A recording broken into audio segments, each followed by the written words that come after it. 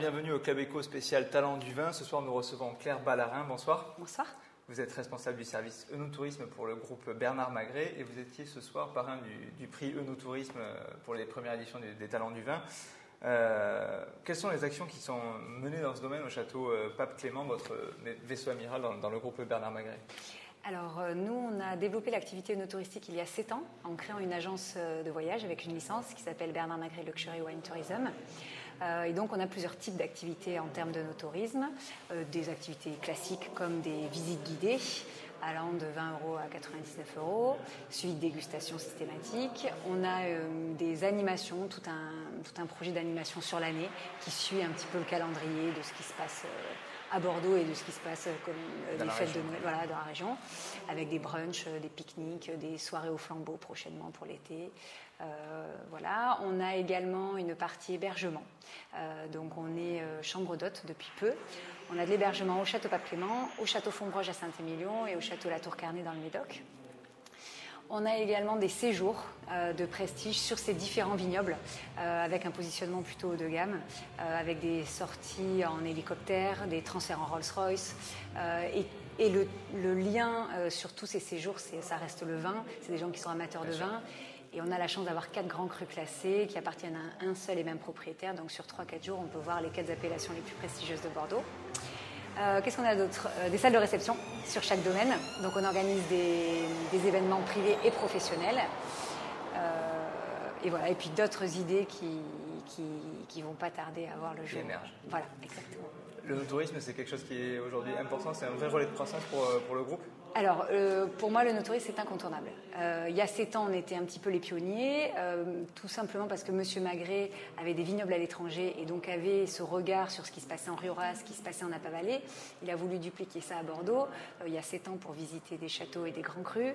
C'est un peu plus compliqué qu'aujourd'hui. Aujourd'hui, 7 ans après, c'est beaucoup plus facile. Nos clients, les consommateurs de vin, ils veulent savoir ce qu'il y a derrière la bouteille, derrière l'étiquette. Ils veulent rencontrer les professionnels, ils veulent rencontrer les winemakers, ils veulent échanger. On a des guides qui ne sont pas seulement des guides, qui sont des gens qui sont issus du milieu du vin. Ils sont passionnés. Voilà. Et c'est un vrai métier, le no-tourisme. Ce n'est pas pour les amateurs. Il faut une équipe qui soit formée et qui soit passionnée. Voilà. Quelle est la typologie de la clientèle aujourd'hui en termes de no-tourisme? C'est davantage des étrangers? C'est davantage des Français? Alors, en ce qui concerne le groupe Bernard Magret, ça va vraiment dépendre des activités. C'est-à-dire tout ce qui est visite guidée, on a une clientèle locale, nationale, mais on a aussi beaucoup d'étrangers sur la grosse saison.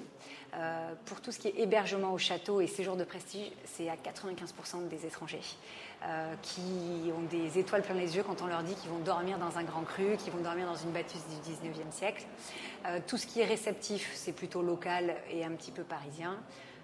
Et après, toutes nos animations, c'est plutôt du local. D'accord. Qu'est-ce qu'ils attendent, ces clients, au-delà de, vous avez dit, voilà, découvrir ce qu'il y a derrière, ils attendent aussi de mieux connaître un vin, de mieux savoir comment c'est fait. C'est pour ça qu'on propose plusieurs types de visites qui vont s'adapter à ce que les clients connaissent déjà ou ce qu'ils ont envie d'apprendre. On a par exemple une visite du dégustateur qui se termine avec un cours de dégustation, une initiation à l'œnologie, où on va vous expliquer comment déguster un vin. Un vin, c'est pas juste le boire, hein. On sait qu'il y a des étapes, etc. Et tout ça, il faut prendre le temps de l'expliquer. Et donc, on a des clients qui vont venir sur une première visite et qui vont revenir pour évoluer et puis apprendre encore plus sur le vin. Quel regard vous portez sur l'action menée par Médoc Wine in Tour qui a été lauréat cette année du prix? Écoutez, moi j'en avais entendu parler parce que comme disait Madame, il y a eu un prix qui a été distribué il y a peu de temps. C'est vrai que le Médoc c'est loin. Pour tous les Bordelais, le Médoc c'est loin. Pour les étrangers, c'est pas loin. Et donc le fait que des gens se fédèrent et essayent de mener des actions communes, je trouve que c'est une bonne chose. Nous on le fait pas parce que Monsieur Magret il a plusieurs activités dans plusieurs domaines, mais ça peut aider effectivement à faire découvrir une région et c'est une autre manière de découvrir le no-tourisme. Le no-tourisme, ce n'est pas que déguster du vin, c'est pas que ça. Voilà. Et donc grâce à une association comme ça, on peut effectivement découvrir d'autres facettes de le no-tourisme. Écoutez, merci Claire Ballarin de nous avoir présenté les activités du groupe Bernard Magret et merci à vous d'avoir suivi le Club Éco spécial Talent du vin.